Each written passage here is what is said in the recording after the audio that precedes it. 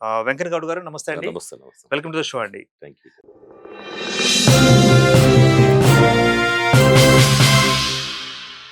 కండబలం ఉంది. వెనక జనబలం ఉంది. జనగళం ఉంది. బీసీలంతా మీ వెనకనే ఉన్నారు. అంగట్లో అన్నీ ఉన్నా కూడా అల్లున్నట్లో శనిలాగా. మరి ఈ శనిపోయే కాలం ఇప్పుడు వస్తుందంటారు. కేవలం పోరాడుతూనే దశాబ్దాలు, దశాబ్దాలు తీసుకెళ్తున్న క్రమం మనం చూస్తున్నాం. అటువంటి లీడర్లే మనం చూస్తున్నాం. ఏ లీడర్‌ని అడిగినా, ఏ రాష్ట్ర స్థాయి, ఏ జాతి స్థాయి లీడర్‌ని అడిగినా మేము పోరాడుతున్నాం, పోరాడుతున్నాం అన్నారు గానీ, ఆ చివరి రోజు రాదు, ఇంకా రాలేదు అంటూ కూడా కొంతమంది ఎదురు చూస్తున్నారు.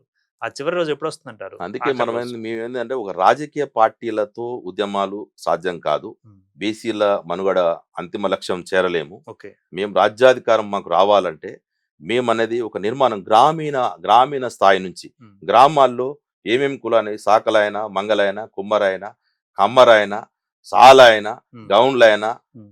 గొల్లైన, కురుమాయన ఏ కులాలు ఉన్నాయో గ్రామాలలో గ్రామంలో 10-15 కులాలు కీలకంగా ఉంటాయి. రైట్. వెంకన్న గౌడ్ గారు ఇప్పుడు గ్రామాలని మీరు చాలా భరోసాగా చెప్తున్నారు. ఓకే. నేను కూడా దాన్ని సర్టిఫై చేస్తా. కానీ గ్రామాల్లో నిలబడే నడుము లేకుండా నడుముల మీద కొట్టారు కదా!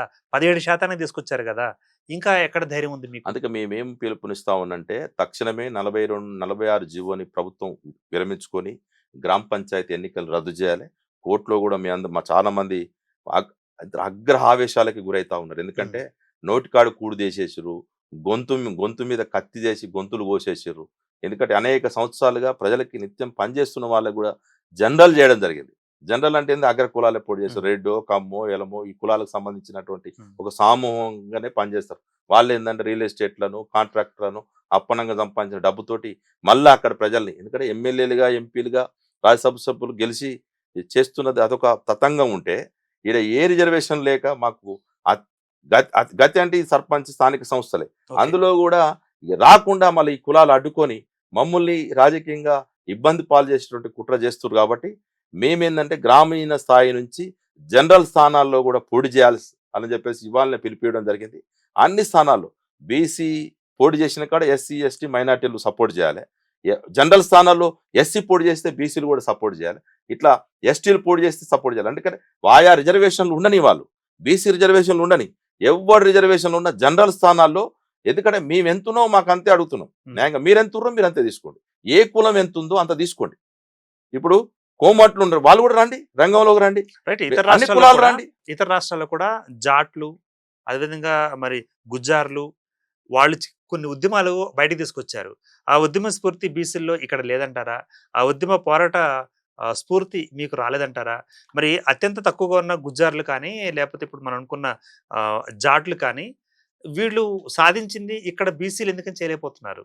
అక్కడ ఏంటంటే ఒక కులం అనేది ఒక రకమైనటువంటి ప్రభావితం కలిగింది. ఆ నేపథ్యం కాంశీరామ్ గారి కాంచక్కన్న ఉద్యమ నేపథ్యం ఉంది. ఇప్పుడు ఓకే. బీహార్‌లో కావచ్చు, హ్మ్. యాదవుల ఉద్యమం ఉంది. ఉత్తరప్రదేశ్‌లో కూడా 2 బీసీ ఉద్యమాలు నడుస్తా ఉంటాయి అక్కడ. హ్మ్.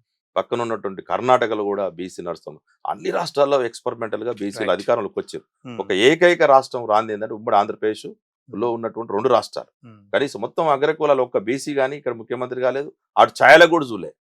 కనీసం ఉప ముఖ్యమంత్రి అయినటువంటి పరిస్థితి కూడా ఈ అంటే అదే ప్రాంతాల్లో. నేను అడుగుతున్నాను. ఇప్పుడు కొంతమంది సోదరులు కూడా నాతో డిస్కస్ చేసినప్పుడు జీవితకాలం మేము పోరాడుతూనే ఉంటామని అంటారా? లేకపోతే రాజ్యాధికారం దక్కించుకున్నాం. ఇది మా పొగరు, ఇది మా పవర్ అని అంటారా? ఆ రోజు ఎప్పుడొస్తుందంటారు? అంటూ కొంతమంది నన్ను ప్రశ్నించమని కూడా అడిగారు. మీ బీసీ మేము సోదరులే. అదే అంటా ఉన్నాం. ఇది పోరాటాలతోటి సాధించేది కాదు. ఐక్యతతోటే వస్తది. హ్మ్. ఐక్యతని చైతన్య రూపం తీసుకురావాల్సి గుండె ఉంటది. గుండెకు ఒక జెండా ఉంది. గుడిసె గుడిసెకు ఒక ఎజెండా ఉంది. ఇంకెక్కడ కలిసారు మీరు? అందుకే ఒక సామూహికంగా, ఎందుకంటే ఇంతకాలం ఈ అగ్ర కులాలకి జెండాలు మోసినాం, కరపత్రాలు పంచినాం, గోడలకి పెయింటింగ్‌లు ఏసినాం, వాళ్ళ ఫ్లెక్సీలు కడతా ఉన్నాం ఇప్పటికి గూడా. వాళ్ళొస్తే మైకులు పెడతా ఉన్నాం, స్టేజులేస్తా ఉన్నాం. వాళ్ళొచ్చిన తర్వాత దండలు కప్పుతా ఉన్నాం. మళ్ళీ వాళ్ళు పోయిన తర్వాత అన్నీ తీసుకొని ఊడిగం చేస్తా ఉన్నాం. రైట్. ఇది కాదు మాకు కావాల్సింది. హ్మ్. మేము కూడా ఆ మైకు ముందు మాట్లాడటం, హ్మ్. మేము కూడా అక్కడ ప్రజలకి నాయకత్వం వహించటం, 90% ఉన్నటువంటి ప్రజలకి మేమే పరిపాలకులుగా ఉండడం, మేమే అవసరం అనుకుంటే ఈ రైట్. అగ్ర కులాలకు కావచ్చు, ఎవరెవరు వెళ్తుర్రు అంత వాటాని మేమెయ్యాలి. మేము అడుక్కోవడం కాదు, మేము బిచ్చగాలం కాదు అడుక్కోవడానికి. హ్మ్. ఎంతకాలం అడుక్కుంటాం? 79 సంవత్సరాలు అవుతుంది. ఈ అయ్యా మాకు సర్పంచ్ పదవి, అదే అయ్యా ఎమ్మెల్యే పదవి. రాజ్యాధికారం మీకొస్తే మీరే ఇచ్చేవాళ్ళు అయింది కదా! అందుకే ఇచ్చేవాళ్ళదే పై చేయి కదా! ఇప్పుడు ఇంకా అడిగారంటే కింద స్థాయి కదా! కింద తమిళనాడులో అదే చేయి అవును. కదా! తమిళనాడులో ఏముంది? అగ్ర కులాలు వస్తే అయ్యా మాకు ఒక సీటు, 2 సీట్లు అని అక్కడ అడుక్కుంటా ఉంటారు. హ్మ్. ఆ పరిస్థితిని ఇక్కడికి తీసుకురావాల్సిన అవసరం ఉంటది. హ్మ్. ఇక్కడ కూడా శక్తి ఉంది ఇక్కడ. ఉమ్, ఎందుకంటే చైతన్యం ఉంది. బీసీలలో అగ్రభాగాన అన్ని రాజకీయ పార్టీలు ఏ ఉద్యమం రాని, తెలంగాణ ఉద్యమం కావచ్చు, స్వాతంత్ర ఉద్యమం కావచ్చు, నైజాం వ్యతిరేక ఉద్యమం కావచ్చు, నక్సలైట్ ఉద్యమం కావచ్చు, ఏ ఉద్యమం వచ్చినా బీసీలే ముందుండి ఆత్మ బలిదానం చేస్తా ఉన్నారు. yes. ఇక మరణాలు ఆపండి. ఇప్పుడు శ్రీకాంతాచారి గాని మనం ఇప్పుడు ఒక ఉదాహరణ కూడా తీసుకోవచ్చు కదా. ఈ మా సావులే ఉద్యమాలకి చూపించుకుంటూ బీసీలు ఇట్లా చచ్చిపోర్రా, ఇట్లా ఉద్యమాలు పోయి ఇట్లా మరణాలు చెందండిరా, తెలంగాణ ఉద్యమంలో కూడా చచ్చిపోండిరా అని చెప్పేసి ఆ ఉదాహరణలే ఇస్తా ఉన్నారు. కానీ మా ఉద్యమ నేపథ్యం అది కాదు. పాపన్నలాగా రాజ్యాధికారం చేయాలి, పండగ సాయనలాగా రాజ్యాధికారం చేపట్టాలి, రైట్. మొత్తం ఈ ప్రాంతానంతా కూడా బీసీలతో నింపాలి. బీసీ వాదం అంటే ఉన్మాదం కాదు. ఇది ఒక ఇంతకాలం 79 ఏళ్ళు ఈ అగ్రకులాలే పరిపాలించారు కదా. ఒక్క అవకాశం ఇవ్వండి బీసీలకి. మేము ఇంతమంది ఉన్నాం కదా, ఇంతమంది ఉన్నాం. మా పరిపాలన కూడా చూడండి ఎక్స్పెరిమెంటల్ గా. మేము రాజ్యాధికారంలోకి వస్తాం. మా పరిపాలనలో ఏమైనా తప్పులుంటే అప్పుడు చూడండి. మేము కూడా ఒక 5 ఏళ్ళు పరిపాలించిన తర్వాత ఇన్ని లక్షల కోట్ల రూపాయలు వ్యక్తిగతంగా వాడుకొని ఫామ్ హౌజులు కట్టుకుంటా, ఏదో రియల్ ఎస్టేట్లు చేసుకుంటా, కాంట్రాక్టులు చేసుకుంటా, ఇండస్ట్రీ. మీరిచ్చిన ఫ్రీనెస్ కదా వాళ్ళకి. అందుకే చనువు కాదంటారా? లక్షల కోట్ల రూపాయలతో ఏలి మళ్ళా మా మీదనే ప్రయోగం చేస్తా ఉన్నారు. ఓటుకు ఎంఆర్పి తీసేసి సామాన్యుడు పోటీ చేయలేని పరిస్థితి తీసుకొచ్చారు. ఈరోజు సర్పంచ్ నుంచి ఎంపీ వరకు కూడా పోటీ చేయకుండా డబ్బులతోటే చలాయించాలని ప్రయత్నం చేస్తా ఉన్నారు. అది కాదు వాదం. మన జూబ్లీహిల్స్ ఎక్స్పెరిమెంటల్ చూసాం. ఎక్కడ పోటీ చేసినా బీసీలు ఐక్యతతోటి పోటీ చేసి గెలిపించుకునేటువంటి ప్రయత్నం చేస్తే మంచి పరిపాలన అందిస్తాం. ఏదో అగ్రకులాలు మమ్మల్ని దోచుకొని మమ్మల్ని ఇబ్బంది పాలు చేసి వివక్ష చూపించినట్టు కాకుండా మేము కూడా వారికి ఒక ఎక్స్పెరిమెంటల్ గా మంచి పరిపాలన కొనసాగి అన్ని రంగాల్లో మేము అడుక్కోం. వాళ్ళు కూడా ఎక్కడ ధర్నాలు కూడా చేయను. ధర్నా శోకులకు కూడా పని లేకుండా చేస్తాం. అగ్రకులాలు కనుక మేము కనుక అధికారంలోకి వస్తే వారికి వారెంతుర్రో అంతకు మించినటువంటి వాటానే ఇచ్చి ఎమ్మెల్యేలుగా మంత్రులుగా వారు ఉన్న స్థానాన్ని వారు ఎంతుర్రో అంత ఇచ్చి మేమంటా ఉన్నాం. ఎందుకంటే 62% ఉంటాం. 62% మేము పరిపాలించకూడదా? మేము ముఖ్యమంత్రి కాకూడదా? మేము అన్ని రంగాల్లో విద్యలో, ఉద్యోగాల్లో, సెక్రటరియట్ మొత్తం మేము నిండకూడదా?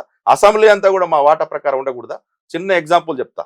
13,50,000 మంది బీసీలు ఉంటే ఒక్క ఎమ్మెల్యే ఉన్నాడు. 13,50,000 మందికి 7,000 మంది ఎలమలు ఉంటే ఒక ఎమ్మెల్యే ఉన్నాడు. ఉన్న జనాభాను పంచిస్తే 33,000 మంది రెడ్లుంటే ఒక ఎమ్మెల్యే ఉన్నాడు. 33,000 మందికి ఎమ్మెల్యే ఉంటాడు. మొత్తం జనాభా చెప్తున్నా 7,000 మందికి ఒక ఎమ్మెల్యే ఉంటాడు. 13,50,000 మందికి మేము ఒక ఎమ్మెల్యేనా? ఇది ఎక్కడ న్యాయం అండి? ఎంతమంది ఎమ్మెల్యే కావాలంటే ఎంతమంది కావాలి? అంటే ఒక సాకలోళ్ళు కావచ్చు, మంగలు కావచ్చు, కుమ్మరోళ్ళు కావచ్చు, కమ్మరోళ్ళు కావచ్చు, ఆఖరికి పూసలోళ్ళు ఉన్నంత జనాభా లేని వాళ్ళు కూడా ఎమ్మెల్యేలు ఉంటారు. వీళ్ళు కనీసం వార్డు మెంబర్ కూడా కావట్లేదు. మీరు ఇచ్చిన అవకాశమే కదా. అందుకే ఇక మాకు బుద్ధి వచ్చింది. ఇక మేము చిత్తశుద్ధితోటి పనిచేస్తాం. ఇంతకాలం వాళ్ళకి ఇచ్చిన అవకాశాలు ఇక చాలు. వారు కూడా ఇక చాలయ్యా, మీ పరిపాలన చాలు, మీ కథ చాలు. మేము 42% కోసం మేము ఇన్ని బాధలు పడి జీవోలు మీరు తీసుకునేది, మేము ఈ బాధలు ఎందుకు పడాలి? మాకెందుకు మీరు ఈ తాయిలాలు ప్రకటించాలి? మేమెందుకు అడుక్కోవాలి? కాబట్టి అడుక్కునేటోళ్ళం కాదు, బిచ్చగాలం కాదు. మా హక్కు. మేమెంతున్నో మాకంతా వాటా దక్కేంత కూడా ఉద్యమం చేస్తామని తెలియజేస్తాం. రైట్. ఫైనల్ గా మరి మీ బీసీ లోకానికి మీరు ఇచ్చే మెసేజ్ ఏంటంటారు మా ఆంధ్రప్రభ వేదిక ద్వారా? మేము అనేది ఒకటే, మంచో చెడో ఎన్నికలకి రాష్ట్ర ప్రభుత్వం పోతా ఉంది. రద్దు చేయని పక్షంలో, జీవోలు విరమించిన పక్షంలో ఎన్నికల్ని ఇలాగే మొండిగా మేము పోతామని అన్నప్పుడు జనరల్ స్థానాల్లో ఎక్కడెక్కడ స్థానాలు జరుగుతున్నాయో అన్నిట్లలో పొడి చేయండి. ఖచ్చితంగా అన్ని బీసీలు, ఎస్సీలు, ఎస్టీలు, మైనార్టీలు అందరు కలిసి ఐక్యంగా ఓటు చైతన్యం రావాలి. మిగతా అగ్రకులాలకు వచ్చినట్టుగా ఓటు చైతన్యం రావాలి. వాట్సాప్ గ్రూపులలో, ఫేస్బుక్లలో, ట్విట్టర్లలో, రీల్స్లలో, ఇవన్నిట్లలో కూడా మనం మాట్లాడుతున్నటువంటి ఓటు చైతన్యంతో ఖచ్చితంగా గెలిపించుకోవాలి. అణగారిన వర్గాలని రాజ్యాధికారం పోవాలి. ఆ గ్రామం మన చేతుల్లో ఉంటే మొత్తం గ్రామంలో ఉన్న ప్రజలందరూ కూడా సుఖశాంతులతో ఉంటారు. మండలం మన చేతుల్లో ఉంటే మండలంలో ఉన్న అన్ని గ్రామాలు మన చేతుల్లో ఉంటాయి. నియోజకవర్గంలో ఉన్నటువంటి జడ్పీటీసీ అన్ని ప్రాంతాల్లో కూడా మొత్తం జిల్లాలు మన చేతుల్లో ఉంటే అంతిమంగా రాజ్యాధికారమై ప్రయాణం చేస్తాం. ఇంతకాలం వాళ్ళకి అవకాశం ఇచ్చినాం. ఒక్కసారి బీసీలకి అవకాశం ఇవ్వాలని చెప్పేసి ఆ దిశగానే బీసీలందరూ కూడా విఘ్నతతో ఆలోచించాలని చెప్పేసి మేము బీసీ పొలిటికల్ ఫ్రంట్ గా అందరికీ కోరడం జరుగుతాం. రైట్ అండి. ఆల్ ది బెస్ట్ అండి for coming and for your message. Thank you. Right. మరి మొత్తంగా చూసినట్లయితే ఐలి వెంకన్న గౌడ్ వీరు రాష్ట్ర బీసీ పొలిటికల్ ఫ్రంట్ కన్వీనర్ తమ యొక్క అభిప్రాయాన్ని వ్యక్తీకరించడం జరిగింది. సో మరి బీసీ మేలుకో నీ గ్రామాన్ని ఏలుకో అనేలా కొన్ని సమావేశాలు కూడా నిర్వహించి మరి మన వేదిక రావడం జరిగింది. అదేవిధంగా బీసీలందరూ కూడా ఒకే త్రాటి మీదకి తెచ్చేలాగా వచ్చేలాగా మేము పోరాడతామంటూ కూడా పొలిటికల్ ఫ్రంట్ తరపున ఆయన ఇచ్చిన మాట. సో మరి ఏం జరగనుందో వేచి చూద్దాం. స్థానిక సంస్థలకు సంబంధించిన అప్డేట్స్ మరోసారి కలిసే ప్రయత్నం చేద్దాం. Keep watching Andhraprabha.